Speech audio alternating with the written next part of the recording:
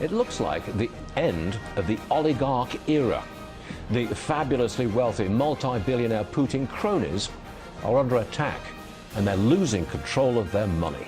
We're coming for you, ill-begotten gains.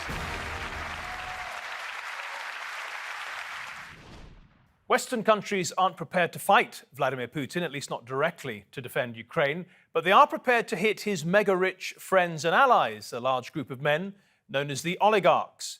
You may recognize a few of them. This gentleman, Roman Abramovich, owns Chelsea Football Club, for now anyway. But the vast majority are just a bunch of morose, drab-looking fellows who you've probably never heard of, and yet they have more money than you can imagine. The question is, will sanctioning them have any impact on President Putin, who is said to have more money than most of them put together? We'll ask our panel of experts in a moment. But first, let's look at how the West is tightening the noose on the oligarchs. Italian authorities seized the ship known as Sailing Yacht A, worth about $578 million, belonging to Andrei Melnichenko. Tonight, I say to the Russian oligarchs and the corrupt leaders who built billions of dollars off this violent regime, no more.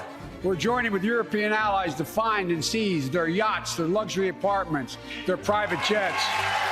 We're coming for you, ill-begotten gains. And they have a lot of ill-begotten gains.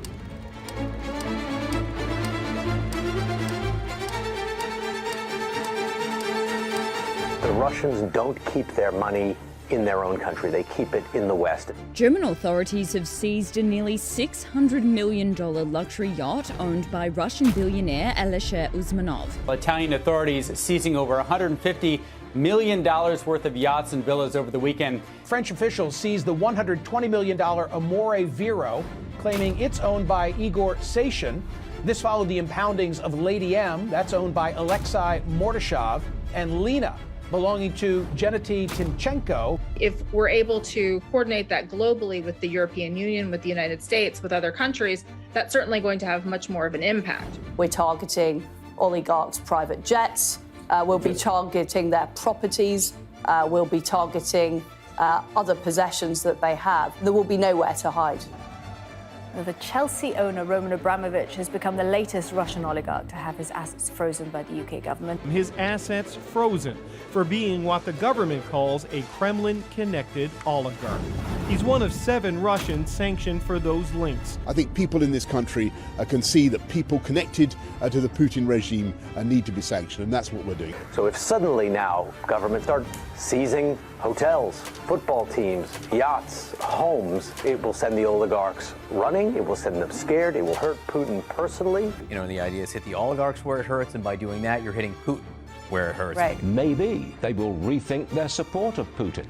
If the oligarchs are ruined financially and thrown out of their palaces around the world, they're going to be very resentful.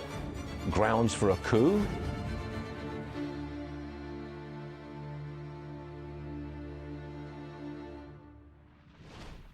Grounds for a coup? Unlikely, but we'll ask our panel of experts in just a moment. Before we do that, let's take a quick look at what an oligarch actually is, how they made their money, and how close they are to Vladimir Putin. 1.6 million opens at 21.20. Anytime there's a crisis or great change, there's a chance for shrewd people to make money. We saw it during the pandemic over the past couple of years, with many billionaires growing their vast fortune. And we saw it during the great financial crisis of 2007 and 8, with a number of investors and traders cashing in. The collapse of the USSR in 1991 and subsequent economic upheaval in Russia is no exception. Dozens of Russian men took advantage of the chaos during the 90s to make their billions. These men are known as the oligarchs, from the ancient Greek oligarchia, meaning the rule of the few. They came from a variety of backgrounds. Some were businessmen, others former KGB or politicians. Some even had criminal backgrounds. They were pretty much all allies or associates of President Boris Yeltsin, who was leader throughout the 90s. When Yeltsin began to privatize Russia's vast state assets, things like state oil and gas companies, he engineered it so that these men could acquire them cheaply, and they became billionaires practically overnight. They also became increasingly powerful politically and helped fund his re-election campaign in 1996. The most famous oligarchs of the Yeltsin era include Boris Berezovsky, Mikhail Khodorkovsky, and Ukraine-born Mikhail Fridman. On New Year's Eve 1999, the Yeltsin era came to an end, and the era of Vladimir Putin began. The new president wanted the oligarchs to know that he, not they, was in charge. One of the first big clashes came with Boris Berezovsky. He had hoped that Putin would be another puppet president, but after Putin threatened him, he fled to the UK. He died at his home in Berkshire, England in 2013. Apparently, he hanged himself. Another Yeltsin-era oligarch, Mikhail Khodorkovsky, also made the mistake of challenging Putin on the political stage. He was arrested in 2003 and spent a decade in prison after being convicted of tax evasion. He now lives in Switzerland. After a power struggle between 2000 and 2004, Putin struck a so-called grand bargain with the oligarchs. They would get to keep their influence and wealth so long as they supported him. The oligarchy is still strong under Putin. Here are three of his closest allies today. 68-year-old Elisha Usmanov, estimated worth $17.9 billion. Known as one of Putin's favorite oligarchs, he was Russia's richest man up until 2015. He owns a majority stake in Russia's second biggest phone network, Megafon. Then there's 61-year-old Igor Sechin. His net worth is difficult to estimate, but has been put as high as $2.5 billion. He's been close to Putin since the 90s and is sometimes known as his de facto deputy.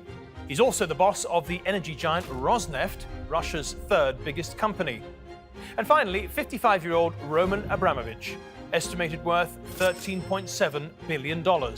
He was close to Yeltsin and was the first person to recommend that he choose Vladimir Putin as his replacement. He made his fortune buying state assets cheap and making billions out of them. Outside of Russia, he's best known for owning Chelsea Football Club for the best part of 20 years. These three and dozens more oligarchs suddenly find themselves being sanctioned by the UK, the US, and the United States. German authorities seized Usmanov's $600 million yacht on February the 28th. The French seized Sechin's yacht, worth about $120 million, 5 days later. Meanwhile, British authorities have frozen Abramovich's UK assets and imposed a travel ban. He's now looking to sell his beloved Chelsea Football Club and is reportedly moving his mega yachts to avoid them being seized. There's no doubt the oligarchs are losing as a result of Putin's attack on Ukraine. But the question is, will they now try to talk him out of it? And even if they did, would he listen? Okay, let's bring in our guest now. Sergei Markov was Vladimir Putin's spokesman from 2011 to 2018. Adam Smith is a lawyer and former advisor to the US Treasury Department, which is one of the parts of the US government imposing sanctions on Russia. Anna Matveeva is a Russia affairs analyst based in London. And Elisabeth Schimpfössl is the author of Rich Russians, From Oligarchs to Bourgeoisie. Adam Smith, I'd like to start with you. Joe Biden says that he's coming for the Russian oligarchs' ill-gotten gains. He sounds pretty tough about it all. What does he mean by that? Well, thanks for having me. I think he means two things. One, I think there is a cathartic view in some respects that some of the oligarchs, many of the oligarchs, received their funds or received their riches through being very, very close to President Putin, perhaps through corrupt measures or otherwise. So that's the ill-gotten piece of it. The other piece of this, of course, is with respect to the Ukraine war. And the idea being that if you seize or you somehow encumber the ill-gotten gains or the gains of oligarchs at all, you can potentially pressure President Putin to potentially change his mind with respect to Ukraine. There's obviously an interesting question there about whether or not that's a strategy that has much legs. But I think there are both of those strategies. And what specifically is the United States going to do to put pressure on the oligarchs? Two things. One is they will sanction oligarchs and their assets. So that means freezing those assets so people can't use them if they're in the United States or otherwise. And the other piece of this, the Department of Justice will be involved in, is seizing, actually removing property from oligarchs and potentially selling those assets. I've seen the Europeans have done quite a bit of seizing of yachts and whatever. What about the Americans? Yeah, so you're right. The Europeans have really moved very, very quickly with respect to yachts, and otherwise the French, the Germans, and I think the Italians as well. The Americans, as of yet, have not. They've sanctioned quite a lot, meaning frozen, but they have yet to seize, as far as I know, anything from the oligarchs.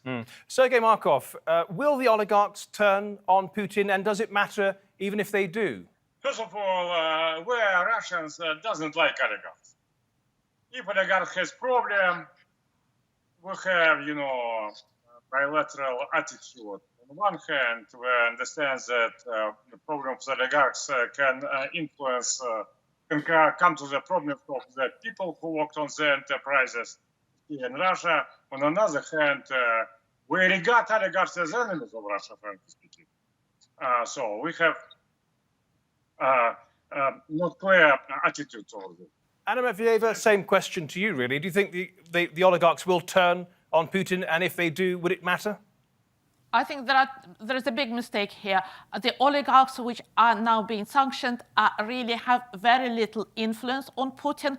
Putin hasn't met with most of them for the last 2-3 years. They do not have direct line to him.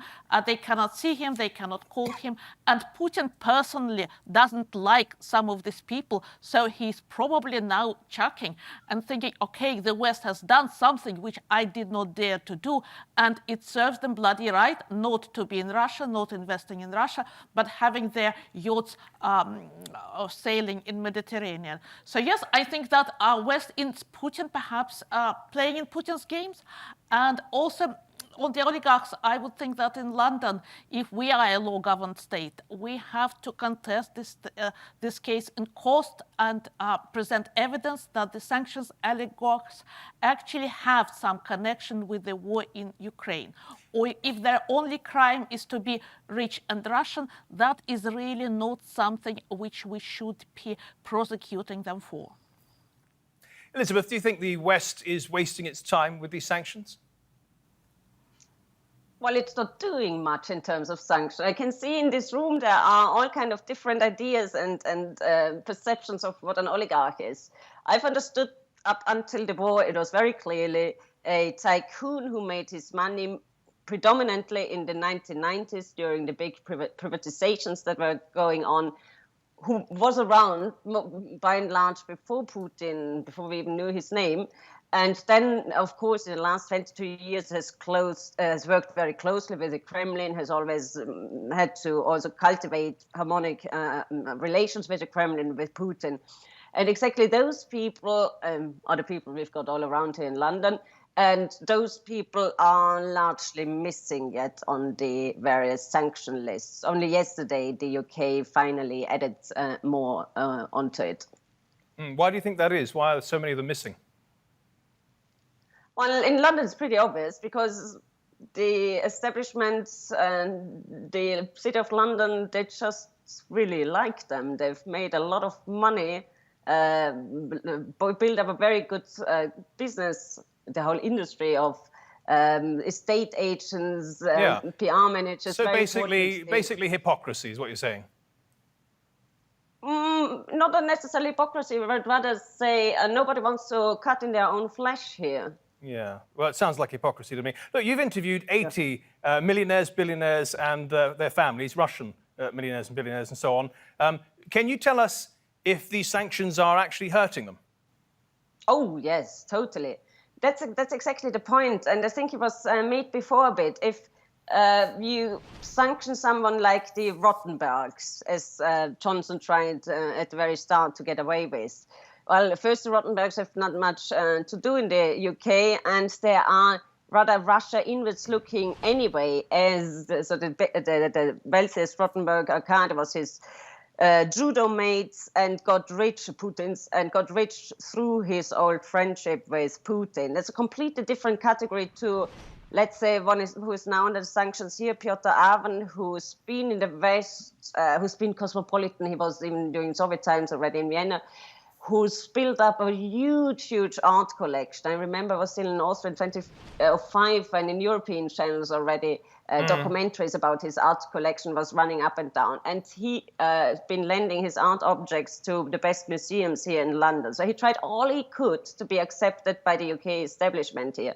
And now from one day to the next, he's a persona non grata. Yes, it's bitter. Yeah, that's how it moves in the West, isn't it? Everybody's fine until they're suddenly not, you know? Adam Smith, I want to ask you, have there been any signs that these sanctions have been effective? Have any of these oligarchs come out openly and said anything? And I mean the ones who actually count, the ones who are close to Putin.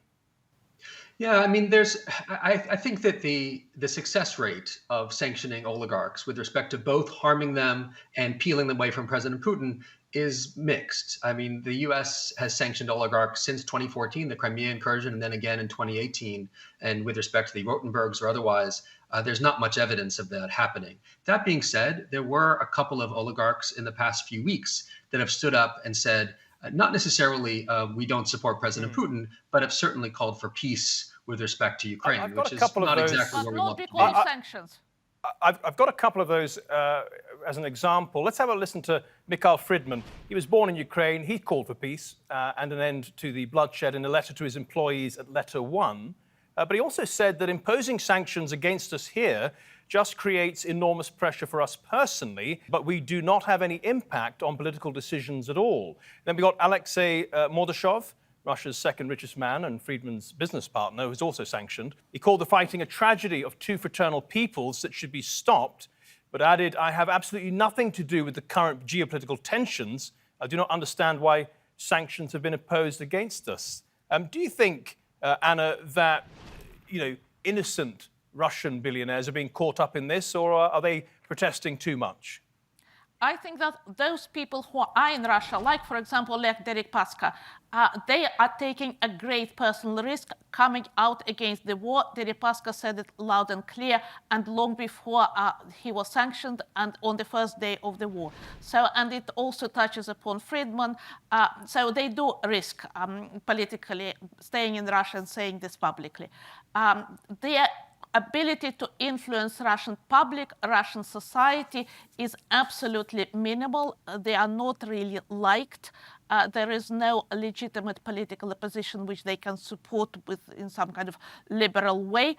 So they can only hope that times would change, things would come down, and they will be able to play a role. But some of them, yes, are taking a great personal risk, and they absolutely no remit to influence society because they have no press, no public profile in Russia, and they also now are losing elite connections, which are more and more concentrated in the close circle around President Putin, and they are not really the insiders anymore. Well, I want to ask you about Sergei Markov. If these sanctions, they've been going on for years against Russia, has Russia ever changed its mind politically or militarily as a result of sanctions?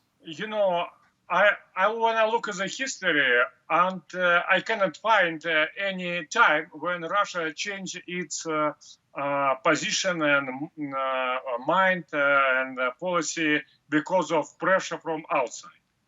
Is that because whatever the pressure is that ends up feeding down to the people, it really doesn't matter because the elections are all rigged anyway? It's because Russian people support those those Russian leaders who are strongly opposed to the enemies of Russia. And those countries who started any kind of war against Russia, including sanction war, is regarded by Russian public as enemies.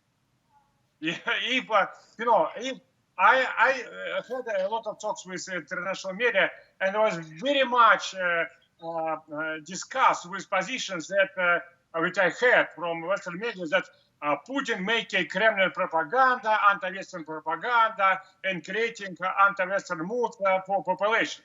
It's not. It's on contrary. Okay. Russian public much more anti-Western. Yeah, come in, Elisabeth. Yeah. Than Russian. I think it's very important here, and I think. It's already been mentioned before. There are two different types of sanctions with very different impact and effects. So we've got the economic sanctions. In 2014, after the sanctions following the annexation of Crimea, Putin could use them. It was a field day. It was such a gift for them because in that situation, he could use it to fortify, to cement his arguments that the West is evil, the West is out to destroy Russia. And look here now, also the sanction on top of it. That isn't so easy this time round because the economy is very, very poor. Last COVID years was a catastrophe. So that's not so easy anymore, also because there aren't as many people supporting as passionately the war in Ukraine as they did the annexation of Crimea. But it's completely different if the West imposes individual sanctions. As I said before, when an oligarch is sanctions, they won't bother. On the contrary, they might even be pleased because there's no other country in the world where super rich people are seen as suspiciously as Russia. We're running out of time a bit, Adam. I need to ask you a couple of quick questions. Sorry, Sergei. A couple of quick questions. You know, you were in charge of the, an architect of the sanctions against Russia after Crimea, and it seems that they were quite ineffective. And I'll give you a couple of examples, and I think that Elisabeth may have mentioned these fellas before. Two of Putin's close friends, Arkady and Boris Rottenberg, they were his judo training partners when he was a teenager. They were sanctioned by the United States after the invasion of Crimea in 2014, but they've been buying art in the US market using shell companies to get around the sanctions and so on. I mean, it seems that the sanctions are not going to work if they're that clever with shell companies, for example.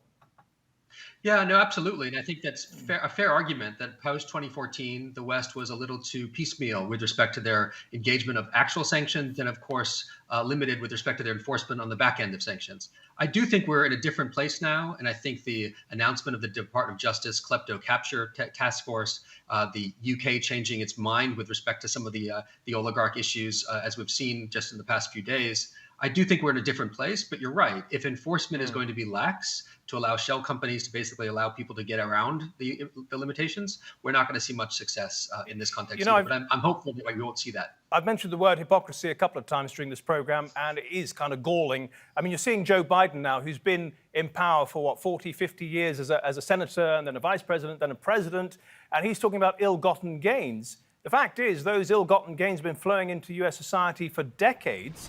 For example, Vladimir Putin, Russia's richest man, he's been a board member of the New York's Guggenheim Museum for 2 decades until he stepped down a few days ago.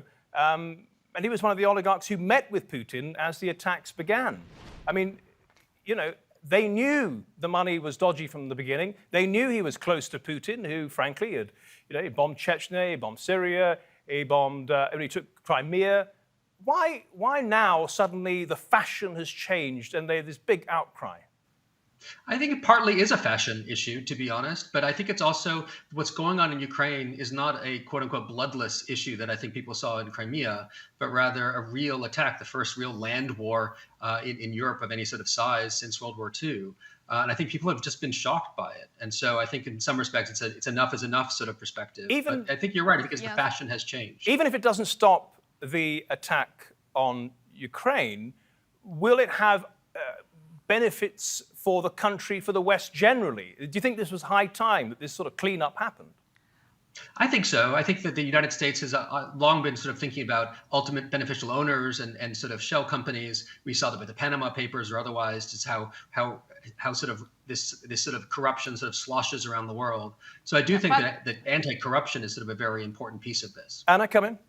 Yeah, but should it be only applied to rich Russians, or should it also be applied to other people? For example, Saudi Arabia has not distinguished itself on human rights in Yemen, and just a few days ago executed in one go 81 people. We are not trying to chase Saudi money. It is a Western ally. I can bring other examples. So if we apply that kind of standard to Russians with money, we then have to be consistent and applying to other people from other jurisdictions, rather than saying, okay, this is European war, it is in one category, and the rest of the world, it lives in some other category where different standards apply. We need to be then consistent to that if we want to make a principled argument. Elisabeth, the West acts as if they've cut off the entire world to the oligarchs. But in 2022, the entire world does consist of places like China and India and the Middle East, which is, awash with money and luxury items and posh hotels.